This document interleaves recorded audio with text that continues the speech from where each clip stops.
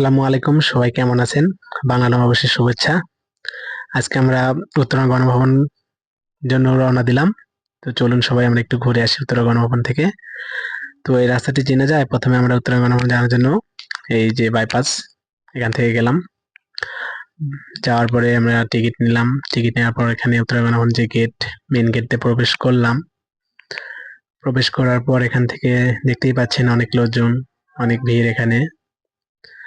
তারপর আমরা এখান থেকে আসলাম। আসার পর সেই বিখ্যাত জায়গা, এখানে সবাই নাকি ছবি ওঠে। তো আমিও আজকে একটু ওঠার চেষ্টা করলাম এবং ভিডিও করলাম। তো কেমন লাগলো সবাই জানাবেন। তারপর আমি এখান থেকে একটু একটা গাছের নিচে গেলাম, এখানে গিয়ে একটু শুট করলাম। তো কেমন লাগলো সবাই দেখবেন, দেখে আমাকে কমেন্ট করে জানাবেন। তারপর আমি এখান থেকে একটু ফুলের বাগিচা, এখানে ফুলের বাগানে আসলাম। ফুলের বাগানে আসার পরে এখানে তারপর একটু হরিণ, তারপরে হচ্ছে কিছু পাখি আছে, পাখি দেখতে গেলাম। তো সবাই একটু দেখেন এখানে ফুলের বাগানে।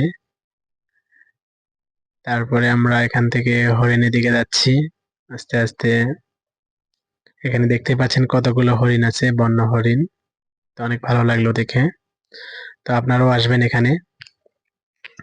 তো হরিণ দেখলাম, দেখার পর আমরা আস্তে আস্তে চিড়িয়াখানার দিকে যাচ্ছি। এখানে ময়ূর পাখি, ময়ূর পাখি দেখলাম, অনেক সুন্দর লাগলো। তারপর বানর আছে, খরগোশ আছে, ঘুঘু পাখি। তারপর আমরা আবার এখান থেকে ব্যাকে আসলাম। ব্যাকে এসে আমরা এখন বের হলাম। বের হয়ে আমরা ফুচকা খেতে গেলাম। এটা হচ্ছে আমাদের সেই নাটোরের নিচা বাজার। এখানে ফুচকাটা খেলাম। তো ফুচকাটা আমার অতটা ভালো লাগলো না, কারণ আজকে টকটা খুব একটা ভালো করে নাই, যেটা আমার কাছে একদমই পছন্দ হয় নাই।